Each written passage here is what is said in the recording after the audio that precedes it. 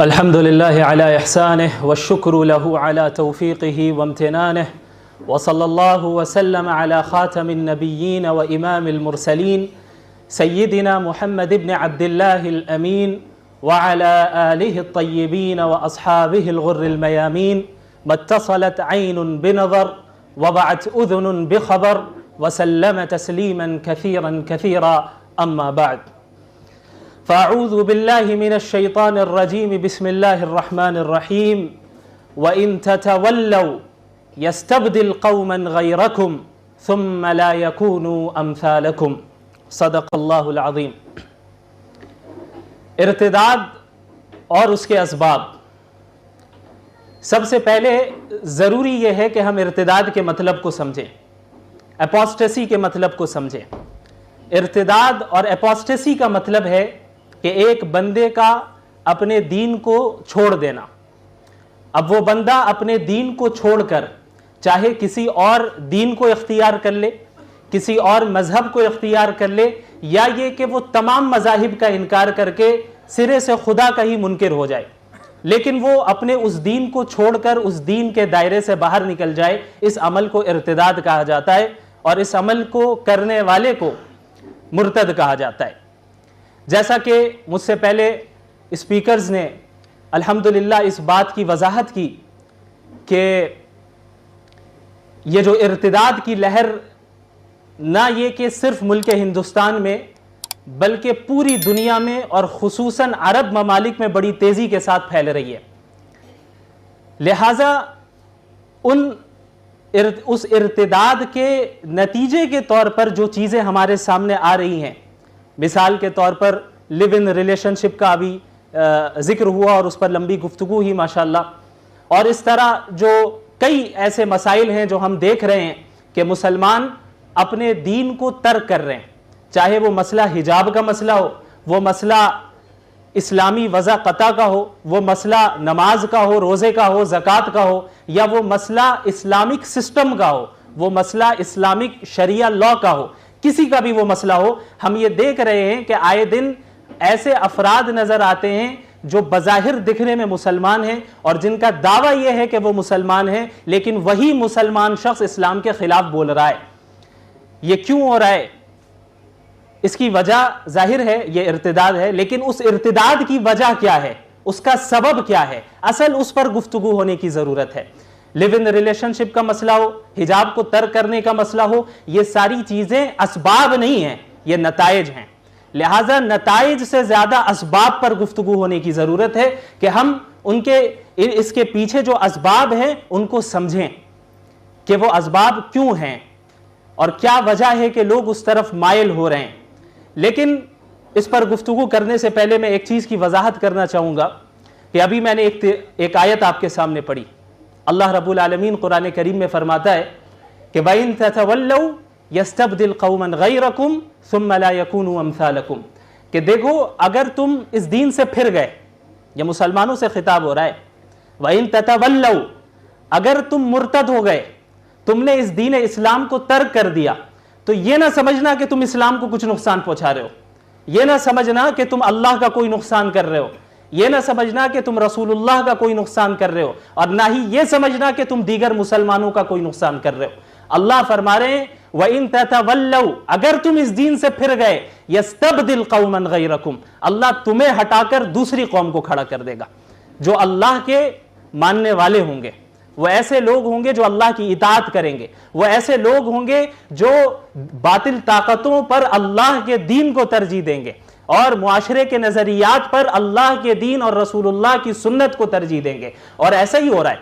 आज जो इर्तिदाद की लहर भी बड़ी तेजी के साथ है, ये प्यू रिसर्च सेंटर की रिपोर्ट है कि हर साल तकरीबन 1 लाख के करीब मुसलमान इस्लाम को तर्क कर रहे हैं। कितने? 1 लाख, और ये तादाद कम है। ये वो तादाद है जो रजिस्टर जिनके मुतालिक कर दिया गया कि फुला ने मजहब को बदला या फुला मुस्लिम से एथिस्ट हो गया, मुल्हिद हो गया।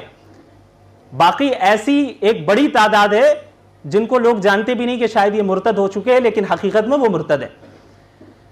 तो एक तरफ जहां ये इर्तिदाद की लहर है, दूसरी तरफ हम ये देख रहे हैं, वही प्यू रिसर्च सेंटर की रिपोर्ट बता रही है कि जितनी बड़ी तादाद में मुसलमान इस्लाम को छोड़ रहे हैं, उतनी ही बल्कि उससे ज्यादा बड़ी तादाद में गैर मुस्लिमीन इस्लाम में दाखिल हो रहे हैं, और इस तरह दाखिल हो रहे हैं कि वो सिर्फ मेरे और आपकी तरह नाम के मुसलमान नहीं है।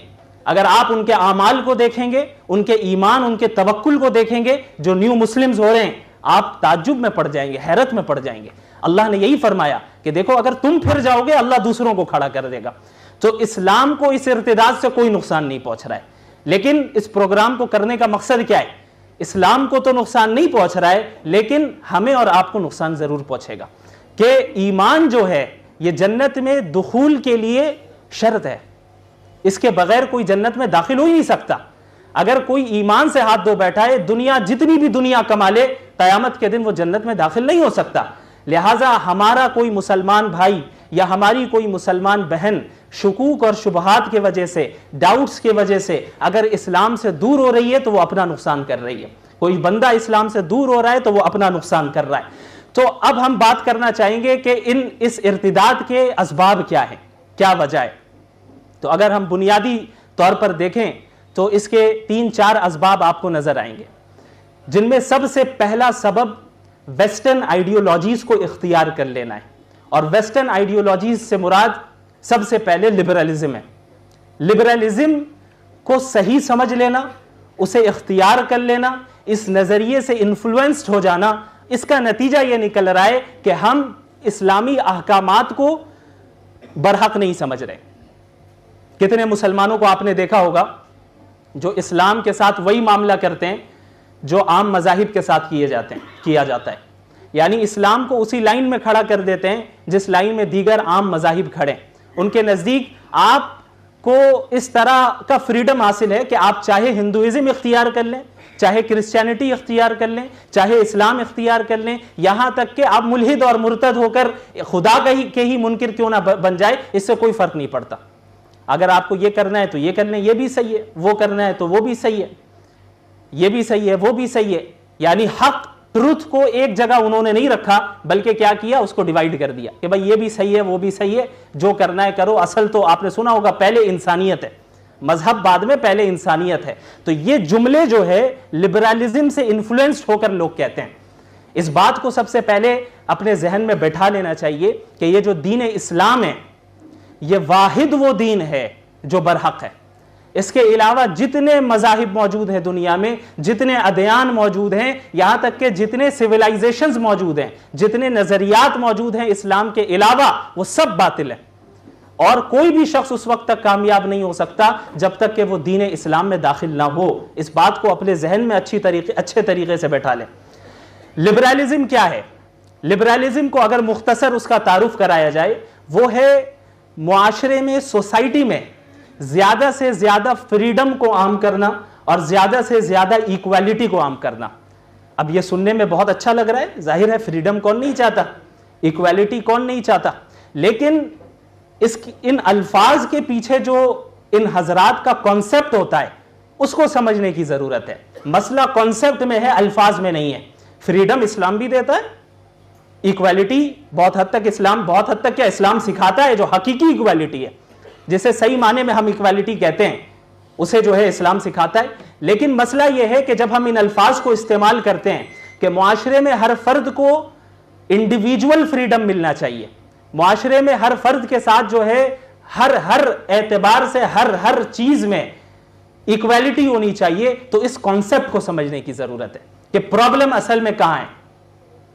ये जो इंडिविजुअल फ्रीडम का नारा लगाते हैं, इस पर जो पिछला प्रोग्राम हुआ था, इस पर तफसील से गुफ्तगू हुई थी, उतनी डिटेल में मैं नहीं जाऊंगा, लेकिन मुख्तसरन मैं उसको बयान कर दूं कि ये जो लिबरलिज्म की इब्तिदा हुई है, ये रिएक्शन के तौर पे हुई है कि वेस्टर्न कंट्रीज में मजहब वालों की हुकूमत थी, और मजहब वालों से मुराद क्रिश्चियनिटी की हुकूमत थी, और वहां क्रिश्चियंस के जो प्रीस्ट थे, पादरी थे, और जो उनके आप कह लें स्कॉलर्स थे बाइबल के, उन्होंने पूरे मुआशरे में, वेस्टर्न कंट्रीज में और जहां भी उनकी हुकूमत थी, वहां पर लोगों पर बहुत जुल्म किया, और ऐसी ऐसी चीजों में भी उन्हें पाबंद कर दिया जो कि सही माने में इंसानी हुकूक के खिलाफ हैं। इस तरह की पाबंदियां उन पर लगाई गई, इस तरह उन पर जुल्म और ज्यादती की गई कि जिन्हें वो डार्क एजेस कहकर पुकारते हैं। तो उनके खिलाफ बगावत की इन लोगों ने, और इन लोगों ने यह समझ लिया कि चूंकि ये क्रिश्चियंस ऐसा कर रहे हैं, ये जो हाकिम है ये मजहबी लोग हैं, लिहाजा तमाम मजहब वाले ऐसे ही होते हैं, तमाम मजहब वाले ऐसे ही होते हैं, लिहाजा कामयाबी उसी वक्त होगी, फ्रीडम उसी वक्त मिलेगा, इक्वालिटी उसी वक्त होगी कि जब हम मजहब की हुकूमत को खत्म कर दें। इसीलिए जो सेक्युलरिज्म को नाफिज किया जाता है उसका कोर कॉन्सेप्ट क्या है? वो यही है कि हर एक मजहब पे अमल करे। हुकूमत कैसे चलेगी ये हमें कुरान नहीं बताएगा, हुकूमत कैसे चलेगी ये हमें तौरात इंजील से नहीं मालूम करना है, बल्कि हम खुद डिसाइड करेंगे कि हुकूमत कैसे चलेगी, हम खुद डिसाइड करेंगे कि क्या कवानीन बनाए जाएंगे। तो रिएक्शन के तौर पर लिबरलिज्म का वजूद हुआ और लिबरलिज्म में ये बातें लोगों के जहन में बैठाई गई कि भाई देखो इंडिविजुअल फ्रीडम असल चीज है। इंडिविजुअल फ्रीडम क्या है कि आप जो चाहते हैं वो करें, जो चीज आपकी ख्वाहिश में रुकावट बन रही है उस चीज को रास्ते से हटाइए। अगर आपका जी चाह रहा है, आपकी ख्वाहिश है कि आप निकाह से पहले जो है नाजायज ताल्लुकात रखें, ये आपकी ख्वाहिश, आपका राइट है, you have the right to do that, no one can stop you, कोई नहीं रोक सकता आपको। ये अगर कोई मजहब रोक रहा है तो ये ह्यूमन राइट्स के खिलाफ हो रहा है, अगर कोई मजहब रोक रहा है तो ह्यूमन राइट्स के खिलाफ हो रहा है। अगर आप चाहते हैं कि आप इस्लाम को छोड़कर, मुसलमानों को छोड़कर किसी और मजहब के लोगों के साथ शादी करें तो यह भी आपका इख्तियार है, यह फ्रीडम आपको मिलना चाहिए, बिल्कुल इख्तियार होना चाहिए। यह है इंडिविजुअल फ्रीडम। अच्छा, जब इसका नारा लगाया गया तो इनके अंदर ही आप हिपोक्रेसी देखेंगे, इनकी मुनाफकत देखेंगे कि नारा तो यह लगाया गया कि हम आपको मजहब की पाबंदियों से निकालकर बिल्कुल आजादी की तरफ ले जा रहे हैं, लेकिन हकीकत क्या है, एक पाबंदी से लेकर उससे बदतरीन पाबंदी में ले जा रहे हैं। हकीकत यह है, कोई, जैसा कि मौलाना ने भी फरमाया था अभी, कि इस दुनिया में कोई भी आजाद नहीं है, कोई भी आजाद नहीं है, हर शख्स कवानीन का पाबंद है, चाहे किसी मजहब से ताल्लुक रखने वाला हो या नहीं रखने वाला हो। ये जो फ्रीडम फ्रीडम कहते हैं कि भाई एक लड़की की, एक मर्द की ख्वाहिश है कि वो गर्लफ्रेंड रखे, बॉयफ्रेंड रखे, उसकी इजाजत होनी चाहिए, मुआशरा कौन होता है रोकने वाला? क्यों? उसका फ्रीडम है, उसकी ख्वाहिश हो रही है। लेकिन अगर आप और हम कोई ऐसी ख्वाहिश करें जो उनके हुकूमती कवानीन के खिलाफ हो तो फिर वहां पे इंडिविजुअल फ्रीडम नजर नहीं आता, बल्कि वो उसकी मुखालफत करते हैं और कोई उस वक्त फ्रीडम और इक्वालिटी का नारा नहीं लगाएंगे। तो मालूम चलता है इन्हें देखकर और इनके नजरियात को पढ़कर समझकर कि मकसद सिर्फ दीन से बेजार करना है, मकसद कोई आजादी दिलाना नहीं है, बल्कि मजहब की पाबंदियों से निकालकर, इस्लाम की पाबंदियों से निकालकर अपने बातिल पाबंदियों में जकड़ना, यह असल मकसद है। और पूरी दुनिया में अभी यही हो रहा है। इसी लिबरलिज्म के ज़िम्न में फेमिनिज्म का भी वजूद हुआ। फेमिनिज्म क्या है? विमेन एम्पावरमेंट, नाम बड़ा अच्छा है। जेंडर इक्वालिटी, बहुत अच्छी बात है कि जेंडर की बुनियाद पर डिस्क्रिमिनेशन नहीं होना चाहिए। उन्हें यह बता दिया गया कि देखो सच यह है और सही बात यह है कि मर्द और औरत में किसी भी चीज में फर्क नहीं होना चाहिए, हर चीज में बराबरी होनी चाहिए। जब आपको हर चीज में बराबरी मिल रही है तभी आप कामयाबी और आजादी की तरफ औरतें बढ़ रही हैं। अगर हर चीज में आजादी नहीं मिल रही है और हर चीज में मर्दों को जो करने मिल रहा है वो औरत को करने नहीं मिल रहा है तो यह डिस्क्रिमिनेशन है। तो ये उसूल बैठा दिया गया। एजुकेशन सिस्टम जो हमारा है, जिसमें हमारे बच्चियां पढ़ती हैं 10-12 साल, वो इसी सिस्टम के तहत गुजर के उस एजुकेशन को हासिल करती हैं और उनका जहन वैसा बन जाता है और खुद ब खुद एतराजात जहन में आने लगते हैं कि भाई ये मर्द तलाक दे सकता है तो औरत क्यों नहीं दे सकती, हिजाब औरत ही क्यों पहने, मर्द क्यों नहीं पहनेगा, जन्नत में हूरें सिर्फ मर्द को मिलेगी, औरतों को क्यों नहीं मिलेगी। ये एतराजात क्यों आते हैं? क्योंकि आपने इस स्टैंडर्ड को सही तस्लीम कर लिया है कि मर्द और औरत के दरमियान हर चीज में इक्वालिटी होनी चाहिए। यह आपने तस्लीम किया है पहले। तो सवाल इस उसूल पर होगा, बात इस उसूल पे होगी, बात इस पे नहीं होगी मर्द हिजाब क्यों नहीं पहने, बात इस पे होगी कि पहले आप जेंडर इक्वालिटी को साबित करके दिखाएं। फितरत ने जेंडर इक्वालिटी नहीं रखी है, वो किस तरीके से? इस बात को याद रखिए, इस्लाम जेंडर इक्वालिटी का कायल नहीं है, इस्लाम जेंडर जस्टिस का कायल है, जेंडर जस्टिस का कायल है। या दूसरे अल्फाज में आप ये कहें कि इस्लाम हर उस इक्वालिटी का कायल है जिसमें जस्टिस हो, जिसमें अदलो इंसाफ हो। लेकिन जिस इक्वालिटी में अदल इंसाफ हो उस इक्वालिटी को इस्लाम रिजेक्ट करता है। और यह जेंडर इक्वालिटी जो वेस्ट ने पेश किया है, जो हमारी बच्चियों, बहनों और माओं के जहन में बैठा दिया गया है, यह जेंडर इक्वालिटी ऐसी है जिसमें जस्टिस नहीं है, जिसमें अदल इंसाफ नहीं है। वो कैसे नहीं है, अब इसे समझिए। आप फितरी तौर पे देखें और हर इंसान ये समझ सकता है कि फिजिकली और साइकोलॉजिकली मेन एंड वुमेन में कितने डिफरेंसेस हैं। ये मैं नहीं कह रहा, ये तो मैं ऐसा कहूंगा तो शायद जो लोग इन्फ्लुएंस्ड है लिबरलिज्म से वो कहेंगे हवाई फायरिंग कर रहे हैं, इसलिए मैं आपके सामने तमाम ये रिपोर्ट्स लेकर आया हूं आज। ये वो रिपोर्ट्स हैं, उन रिसर्च सेंटर्स की रिपोर्ट्स हैं जो मुसलमानों के रिसर्च सेंटर्स नहीं है, ये गैर मुस्लिमों के रिसर्च सेंटर्स हैं। ये वो रिसर्च सेंटर्स हैं जो वेस्ट में है, मशरिक में नहीं है। इन्होंने बयान किया, और ये एक साइकोलॉजिस्ट हैं पॉल इरविंग के नाम से, ये यूनिवर्सिटी ऑफ मैनचेस्टर जो कि यूनाइटेड किंगडम की यूनिवर्सिटी है, वहां के वो रिसर्चर हैं, रिसर्च स्कॉलर हैं। उनकी रिसर्च है और उन्होंने पूरी तफसील बयान की कि एक मर्द और एक औरत के दरमियान फिजिकली और साइकोलॉजिकली कितने डिफरेंसेस पाए जाते हैं। इतने डिफरेंसेस उन्होंने गिनाए, यहां तक कि इतना कह दिया उन्होंने, इतना यह भी कह दिया कि आप यह समझ लें कि नफ्सियाती एतबार से psychologically men and women are different species, दोनों अलग अलग स्पीशी हैं, यानी अलग अलग अनवा हैं। इतनी बड़ी बात उन्होंने कही है। तो इस्लाम अदलो इंसाफ पर मबनी इक्वालिटी का तो कायल है। तो इस्लामी अहकामात जो हैं, अब जो एतराजात उमूमन होते हैं कि भाई मर्द कमाने के लिए जा रहा है, औरत भी कमाएगी, हम घर का निज़ाम क्यों संभाले, घर का निज़ाम हम संभालेंगे तो हम गुलाम हैं, हम पाबंद हैं, हम कैद हैं। आज़ादी उस वक्त होगी कि जब हम बाहर जाएंगे, उसी वक्त हम आज़ाद हो सकते हैं। ये हमें दबाया जा रहा है, हम पर जुल्म किया जा रहा है, इस तरह की बातें खुद ब खुद इन उसूलों के तहत उनके जहन में आती गई।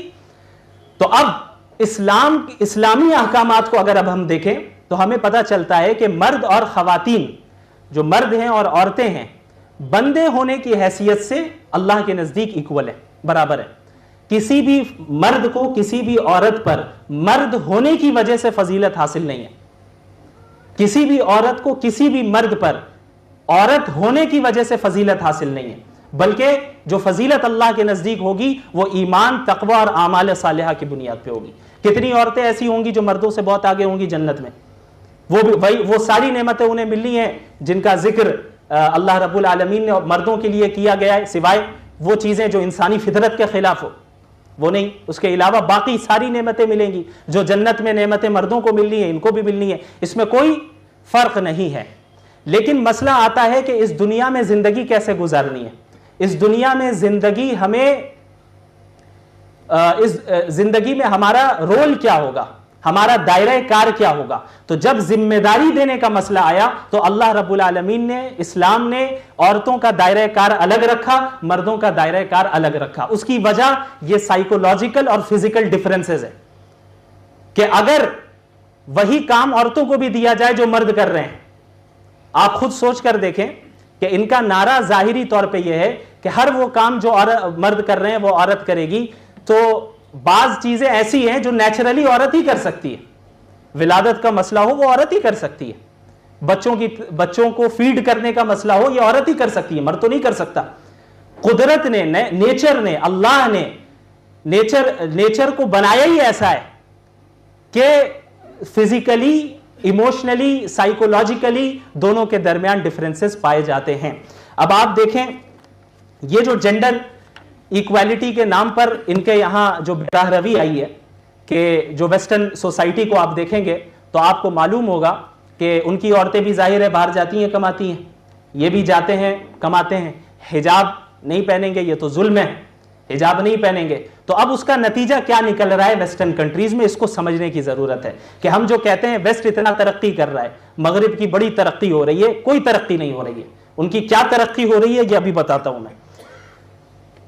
यूरोपियन कंट्रीज में 40% बच्चे ऐसे जिनकी विलादत हो रही है, 40% ऐसे हैं जो आउटसाइड मैरिज पैदा हो रहे हैं, निकाह किए बगैर लिव इन रिलेशनशिप में रहकर बच्चे पैदा हो रहे हैं। जितनी भी विलादत हो रही है उसका 40%, ये मामूली तादाद नहीं है, 40%। अच्छा, अब एक लिबरल ये कह सकता है कि भाई इस पे क्या हरज है, उनकी मर्जी है, वो चाहें वो पैदा करें। अब क्या हरज है ये अब आगे पता चलेगा। अब ये जो 40% बच्चे पैदा हो रहे हैं, इनमें 80% केसेस में ऐसा होता है कि जो औरतें होती हैं वही अकेले तरबियत करती हैं। 80% केसेस में मर्द छोड़कर चला जाता है। और ये रिपोर्ट बता रही है कि यूएसए में, सिर्फ यूएसए में, बाकी दीगर कंट्रीज की बात नहीं कर रहा, सिर्फ यूएसए में हर 4 बच्चे में से एक बच्चा ऐसा होता है जिसकी तरबियत सिर्फ एक मां कर रही होती है। बाप छोड़ के जा चुका है, शादी तो की नहीं, निकाह का तो कोई वादा किया नहीं था, इंडिविजुअल फ्रीडम है, सिर्फ सेक्सुअल डिजायर को पूरा करना था। अब जब बच्चे पैदा हुए तो वो छोड़कर चला गया, हम क्यों लेकर जाएं? तो तुम्हें इक्वालिटी चाहिए, अब कमाओ और करो, तुम परवरिश भी तुम ही करो। इसके अलावा आप ऐसे देखेंगे कि 80% जो मैंने बताया कि जो औरतें हैं जो अकेले तरबियत कर रही हैं, उनमें से 27 to 28% औरतें ऐसी हैं जो मेंटली जो है बीमारियों का शिकार हो जाती हैं, मेंटल डिसेबिलिटी का शिकार हो जाती हैं। अब आप खुद सोचें, एक औरत जिससे वो काम भी करवाया जा रहा है जो सिर्फ औरतों का है, और वो काम भी इक्वालिटी के नाम पे करवाया जा रहा है जो मर्दों का है, कि तुम्हें पैदा भी तुम्हें ही करना है, रज़ात भी तुम्हें ही करना है, और फिर उसकी तरबियत और उसकी परवरिश भी तुम्हें ही करना है, और कामयाब तो उसी वक्त होगी जब बाहर निकल के कमाओगी। जाओ बाहर निकलो, कमा के भी लेके आओ। तो ये क्या अदलो इंसाफ है? ये कैसी इक्वालिटी है? सवाल है कि ये कैसी इक्वालिटी है? और ये सिर्फ माओ तक ही महदूद नहीं है, वो 40% जो बच्चे पैदा हो रहे हैं जिनका कोई बाप नहीं है, उनके मुतालिक साइकोलॉजिकल रिपोर्ट्स ये बयान कर रही हैं कि वो भी मेंटली जो है डिसेबल हो जाते हैं। वो इस तरीके से कि एक मॉडर्न साइकोलॉजिकल रिपोर्ट के तहत ये पता चल रहा है कि जिन बच्चों को ये नहीं मालूम होता है कि उनके बाप कौन है, वो अपनी आइडेंटिटी को बरकरार नहीं रख पाते हैं, वो एहसास कमतरी का शिकार होते हैं। अच्छा, ये तो हुआ मसला इसका बर्थ का। निकाह तो बहुत कम, 40% आप समझे ऐसे ही पैदा हो रहे हैं, तो निकाह कितने हो रहे होंगे? और अब जो शादी हो भी रही है, उस शादी, जितनी भी शादियां हो रही हैं, उनमें 71% शादियों का नतीजा यह निकलता है कि डिवोर्स हो जाती है, तलाक। ये 10 कंट्रीज के नाम है जिनमें सबसे ज्यादा पूरी दुनिया में तलाकें होती हैं। सारे यूरोपियन कंट्रीज हैं, सारे वेस्टर्न कंट्रीज हैं। नंबर 1 पे बेल्जियम है, आखिर में यूएसए है, आखिर में लास्ट में मालूम है कितने % तलाकें होती हैं? 53% लास्ट। अब आप इसका अंदाजा लगाएं कि सूरत हाल इतनी खराब हो गई है वेस्टर्न दुनिया की कि अब वहां पर गवर्नमेंट की तरफ से बेनिफिट्स दिए जा रहे हैं। यूएसए में ये बेनिफिट है, जो शादी करेगा 7 टैक्स बेनिफिट्स उन्हें हम देंगे, क्योंकि वो समझ गए कि भाई अब तक जो हमने लिबर्टी का नारा लगाया है, इंडिविजुअल फ्रीडम का जो नारा लगाया है, जेंडर इक्वालिटी का जो नारा लगाया है, उसका नतीजा तो हो रहा है कि जो बच्चे पैदा हो भी रहे हैं वो भी बगैर बाप के, बाप मुराद ये कि पता ही नहीं कौन है बाप, और बच्चे पैदा होने की तादाद बहुत कम हो गई। क्यों? एबॉर्शन करवा रहे हैं। और बच्चे पैदा करने की क्या जरूरत है?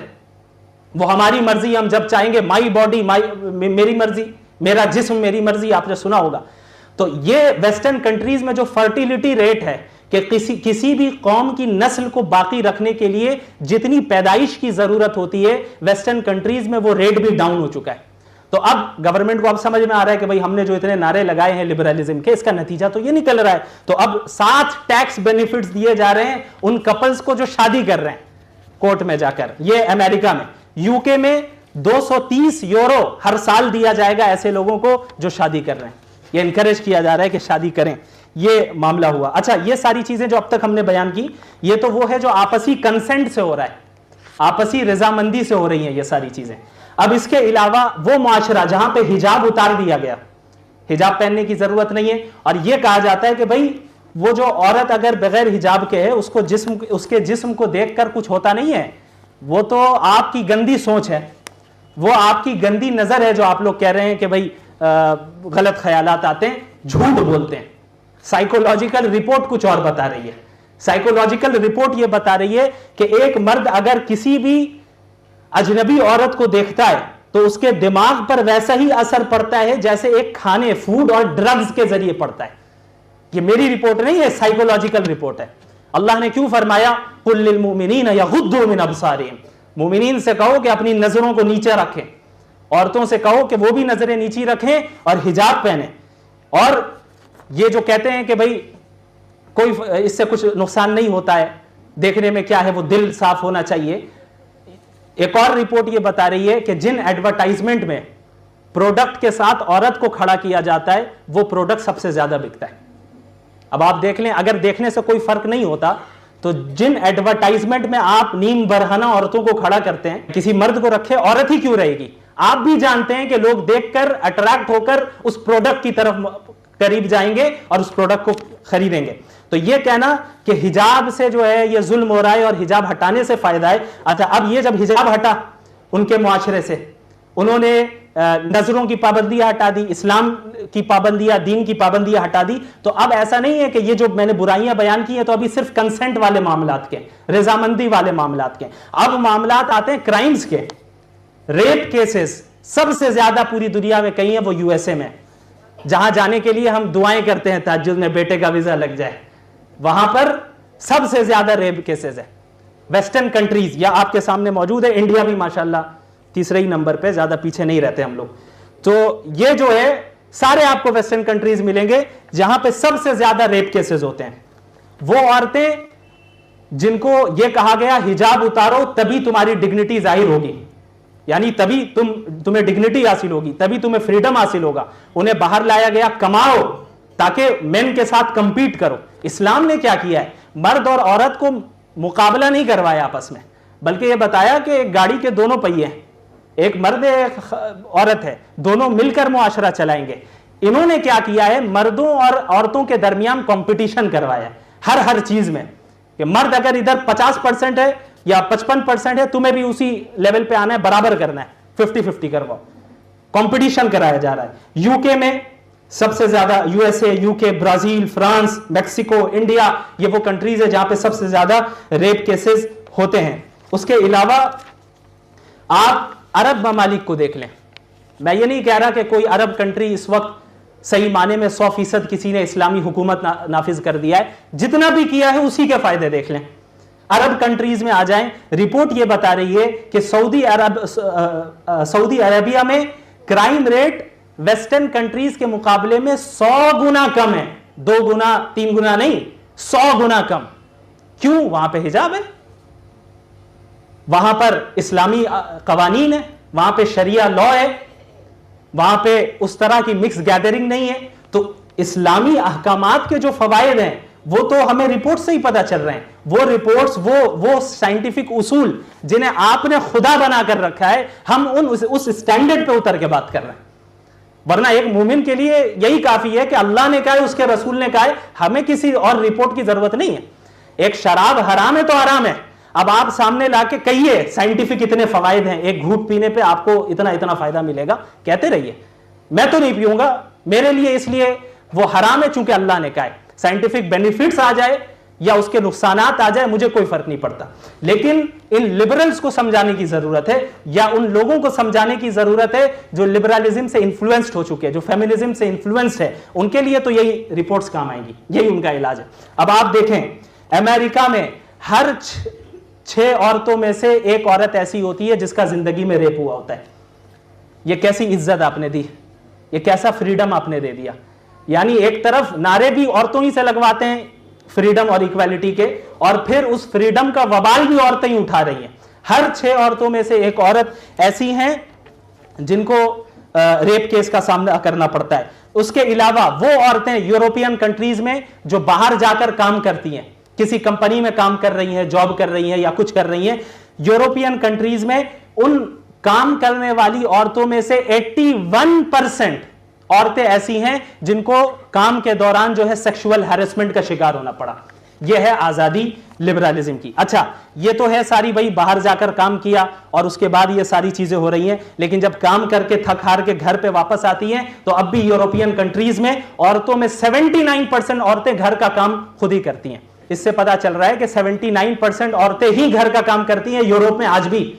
यानी बाहर का काम भी आपने कराया और घर का काम भी मुस्तकिल आप करवा रहे हैं, और उन्हें सेक्सुअली हैरेसमेंट का भी शिकार किया जा रहा है। यह कहा जाता है कि आजादी उस वक्त है कि जब आप बाहर निकलें और सैकड़ों लोगों की खिदमत करें, आप अपनी फितरत की निगाह से सोचें, फितरत की निगाह से देखें कि एक औरत बाहर जाकर दसियों अजनबी मर्द की खिदमत कर रही है, किसी की वो प्राइवेट सेक्रेटरी बन रही है, किसी सुपरमार्केट में सेल्स गर्ल बन रही है, किसी प्रोडक्ट की मार्केटिंग में आधे कपड़े पहन के उसे खड़ा होना पड़ रहा है।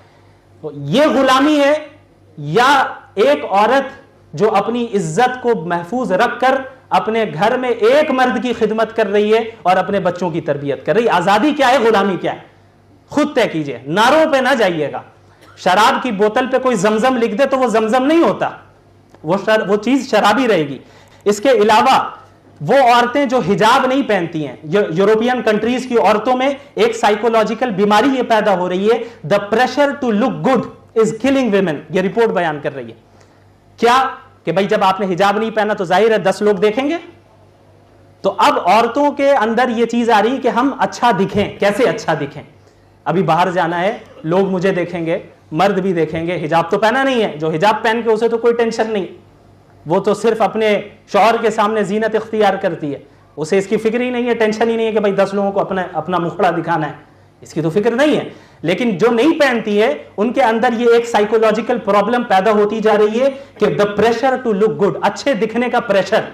और अच्छे दिखने का प्रेशर इतना ज्यादा बढ़ गया है वेस्टर्न कंट्रीज में कि बाज औरतों ने डिप्रेशन में आ चुकी हैं और उस डिप्रेशन के नतीजे में सुसाइड किया। यह है हिजाब हटाने का नतीजा, यह है हिजाब को अपोज करने का नतीजा। इसी तरह इन कंट्रीज में जो नौजवान हैं उनके यहां एंजाइटी एंड डिप्रेशन बढ़ते जा रहे हैं, इनके यहां सुसाइड रेट बढ़ता जा रहा है, सेक्सुअल डिजीजेस बढ़ते जा रहे हैं।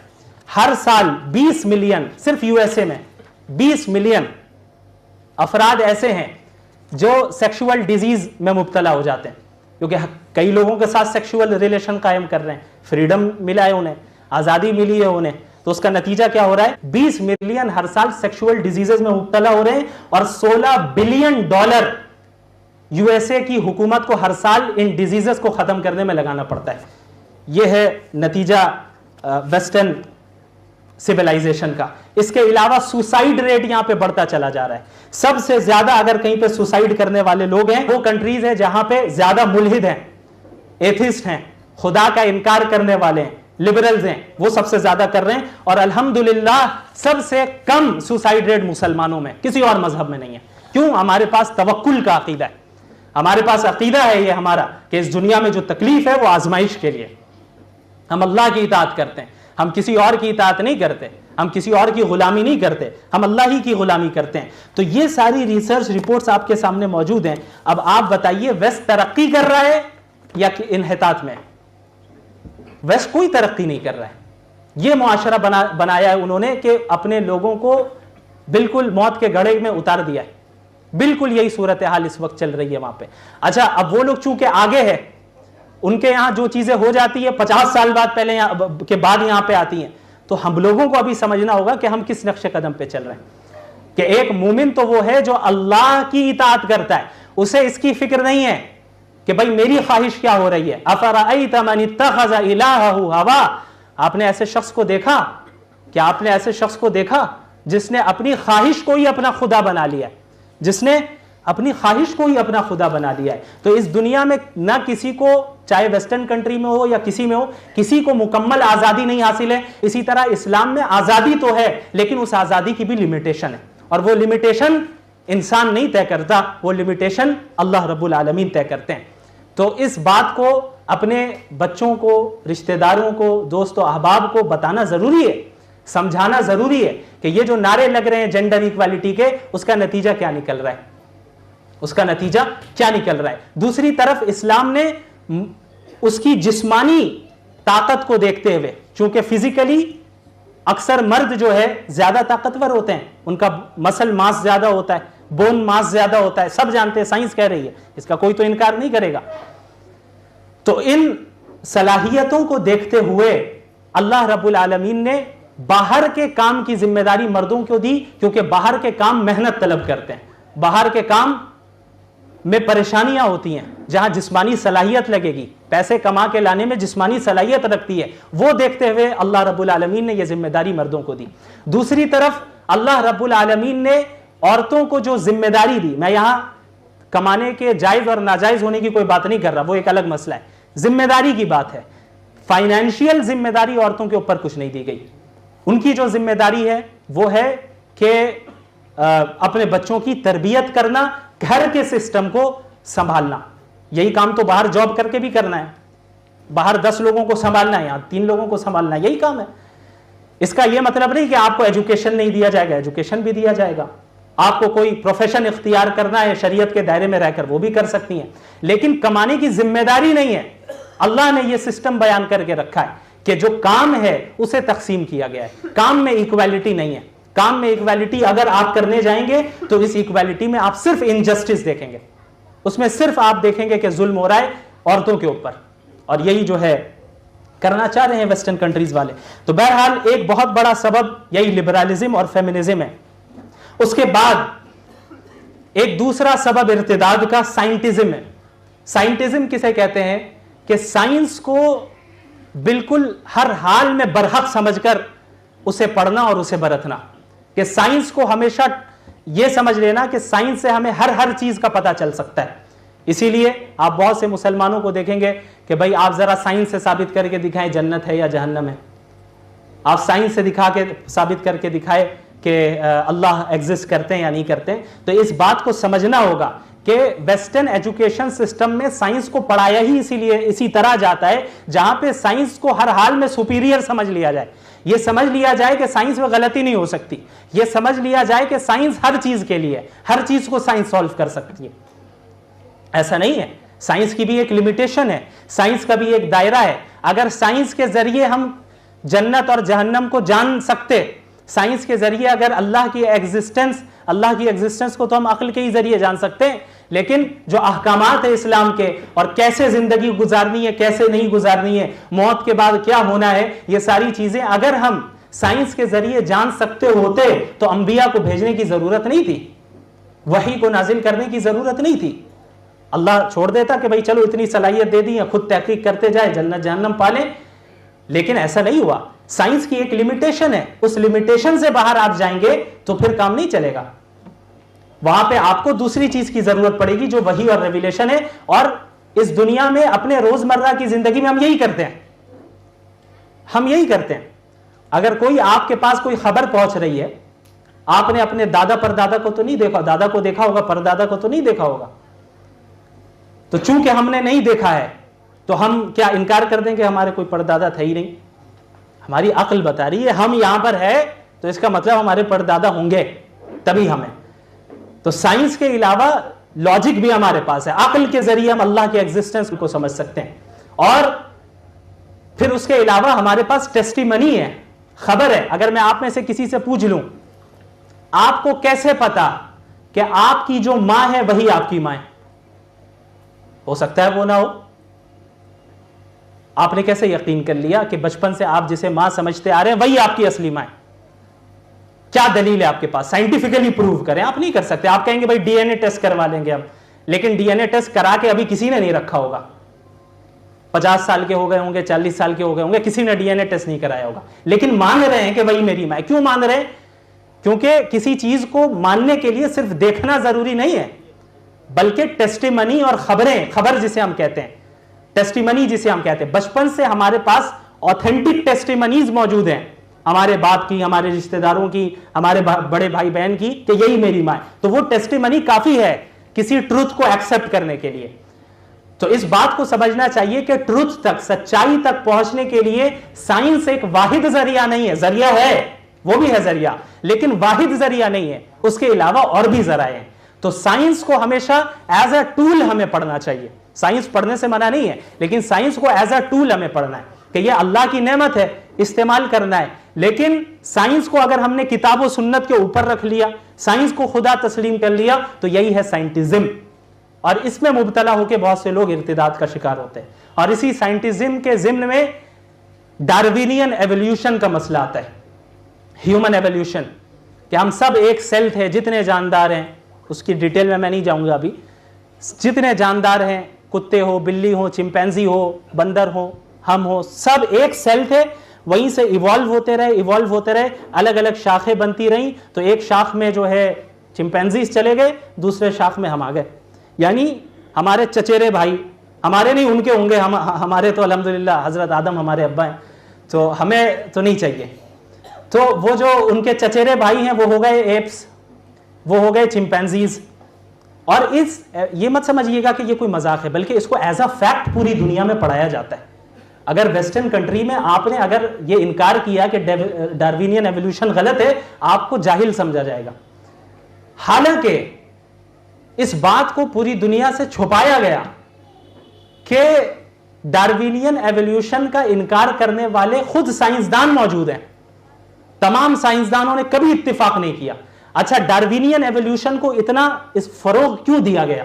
उसकी वजह यह है कि अगर आपने डार्विनियन एवोल्यूशन को एक्सेप्ट कर लिया कि हम इवॉल्व होकर अलग एक स्पीशी से अलग स्पीशी में मुंतकिल हुए, यहां तक कि आज हम होमो सेपियंस बन चुके हैं, तो इसका जाहिरी नतीजा यह निकलेगा कि आपको तमाम मजहबों का इनकार करना होगा। क्यों? इस्लाम बताता है कि हम इवॉल्व नहीं हुए, अल्लाह ने हजरत आदम को पैदा किया।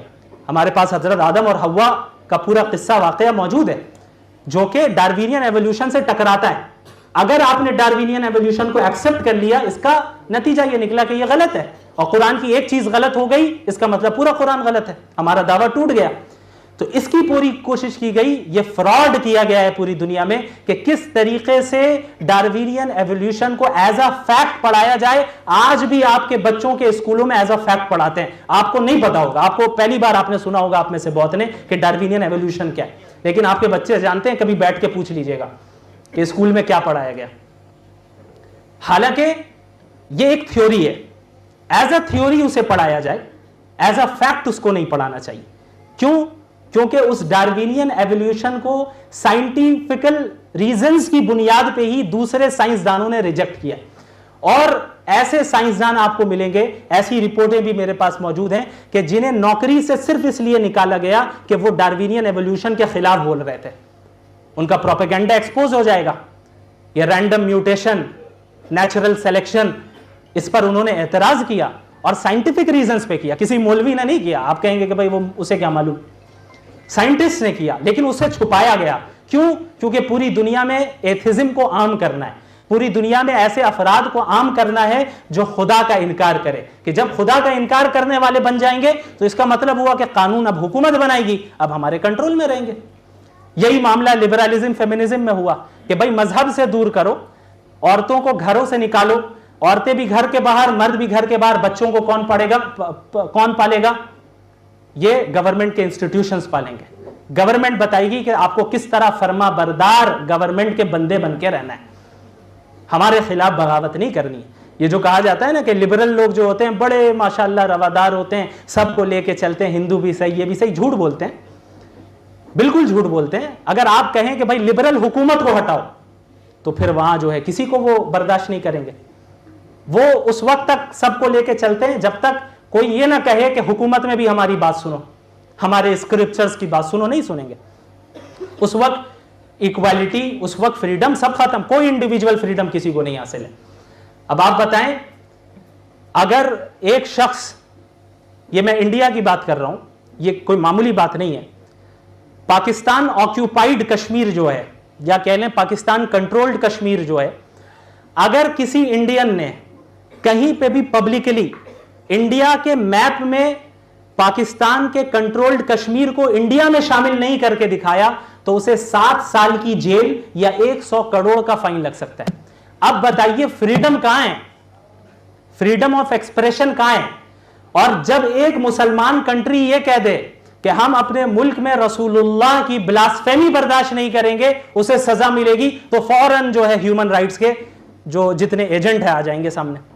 ह्यूमन राइट्स के खिलाफ हो रहा है, फ्रीडम ऑफ एक्सप्रेशन नहीं मिल रहा है, फ्रीडम जो है आज़ादी इजहार यानी राय की जो आज़ादी होनी चाहिए वो नहीं मिल रही है पूरी दुनिया में। अभी ईरान में क्या हो रहा है, किस तरीके से हिजाब को टारगेट किया जा रहा है एक वाकये की वजह से, सिर्फ एक वाकये की वजह से। अब वो वाकया वल्लाहु आलम हम नहीं जानते कि ईरानी हुकूमत ने मारा है उस लड़की को या नहीं मारा है। वेस्टर्न मीडिया कह रहा है कि मारा है, ईरानी मीडिया कह रहा है नहीं मारा है, तो हमें तो मीडिया पे यकीन ही नहीं है, किसी मीडिया पे नहीं यकीन। तो उसके साथ क्या हुआ हम नहीं जानते। अगर मारा है तो गलत किया है, हम उसे कंडेम करते हैं, लेकिन उस अमल के रिएक्शन में प्रोटेस्ट उस एक्शन के खिलाफ होना चाहिए या हिजाब के खिलाफ होना चाहिए? एक्शन के खिलाफ होना चाहिए। पुलिस के खिलाफ प्रोटेस्ट होता। मिसाल के तौर पे आज हमारे मुल्क में अगर कोई टैक्स नहीं दे रहा है, हुकूमत पुलिस भेजती है और जबरदस्ती टैक्स वसूल करवाती है, और जबरदस्ती करने में वो पुलिस उसे मारती है और वो मर जाता है, तो अब हम प्रोटेस्ट पुलिस के खिलाफ करेंगे या टैक्स के कानून के खिलाफ करेंगे? प्रोटेस्ट पुलिस के खिलाफ होगी कि भाई टैक्स है ठीक है, लेकिन कानून ये तरीका नहीं है वसूल करने का। तो यही मामला जब हिजाब का हुआ तो प्रोटेस्ट उस अमल, उस एक्शन या उस पुलिस के खिलाफ होनी चाहिए थी जिन्होंने ये ज्यादती की है, ना कि हिजाब के कानून के खिलाफ। क्योंकि आप कॉन्स्टिट्यूशन से बगावत कर रहे हैं, हमें क्या इजाजत मिलेगी कॉन्स्टिट्यूशन से बगावत करने की? हमें एंटी नेशनलिस्ट, टेररिस्ट कहकर अंदर कर दिया जाएगा सिर्फ कह देने पे। लोग तो खिलाफत की बात करने से भी डरते हैं। इस्लामी कंट्री में सारे लिबरल मैदान में आके कॉन्स्टिट्यूशन के खिलाफ बगावत कर रहे हैं, अगर उनके साथ थोड़ी सख्ती हो रही है तो कह रहे हैं ह्यूमन राइट्स के खिलाफ हो रहा है। इजराइल ने फिलिस्तीन में कितनों को मारा, वो ह्यूमन राइट्स के खिलाफ नहीं हो रहा है, दोस्ती हो रही है।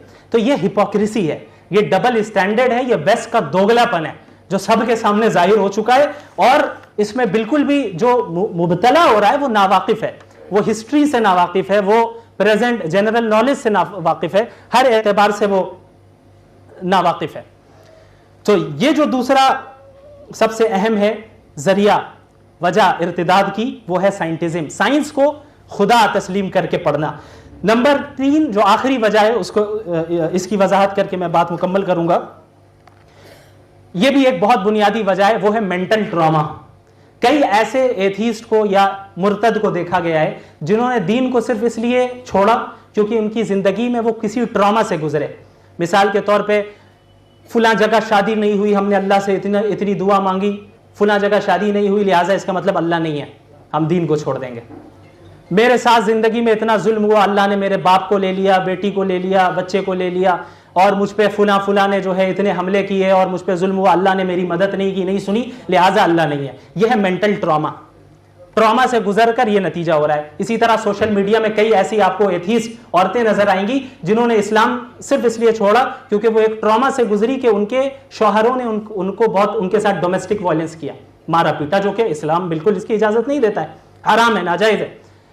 उस मेंटल ट्रॉमा से का नतीजा यह निकला कि वो इस्लाम से मुर्तद हो गई, फिर गई।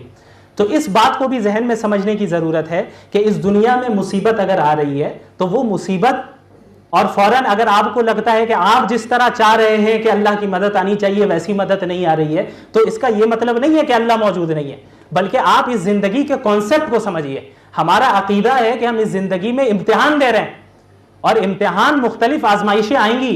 रसूलुल्लाह सल्लल्लाहु अलैहि वसल्लम से ज्यादा तकलीफें किसको मिली? सबसे ज्यादा आपको तकलीफ पहुंचाई गई, लेकिन सबसे ज्यादा फरमा बरदार बंदे और मुत्तकी बंदे अल्लाह के नबी थे। क्योंकि दुनिया में जो तकलीफ एक मोमिन को आती है वो ये नहीं कि अल्लाह ने साथ छोड़ा, बल्कि अल्लाह आजमाता है कि इस दुनिया में आजमाइश ही चल रही है कि असल नतीजा तो आखिरत में निकलना है। ये एग्जामिनेशन हॉल में हमें यहां पर जितनी तकलीफें आई उस पर सब्र करना है और अल्लाह से मदद मांगते रहना है। अल्लाह की मदद मुख्तलिफ तरीकों से आती है। ये नहीं कि दुआ मांगा हमने तो फौरन अल्लाह की मदद आसमान से नाजिल हो जाए, हजरत जिब्रील आपके लिए मदद लेके आए, ऐसा नहीं होता, इस तरह काम नहीं चलता। बल्कि अल्लाह की मदद करने के तरीके भी मुख्तलिफ होते हैं। अल्लाह मुख्तलिफ अंदाज में दुआओं को कबूल करता है। तो अगर इन चीज़ों को हम अपने जहन में रखें और इस बात को समझ लें कि बातिल ताकतों के सामने हम अपने ईमान से सहारा लेंगे और ईमान को थामे रखेंगे, अल्लाह उसके रसूल की सुन्नत को और अल्लाह के अहकामात को थामे रखेंगे, तो इंशाअल्लाह ताला कोई बातिल ताकत हमें कोई नुकसान नहीं पहुंचा सकती। और वेस्ट का जो भूत हमारे ऊपर सवार है, लिबरलिज्म, फेमिनिज्म, इंडिविजुअल फ्रीडम, उसके नताइज हमने बता दिए। अल्लाह रब्बुल आलमीन हम सब को इन बातों पर अमल करने की तौफीक अता फरमाए। व आखिरु दावाना अनिल हम्दुलिल्लाहि रब्बिल आलमीन।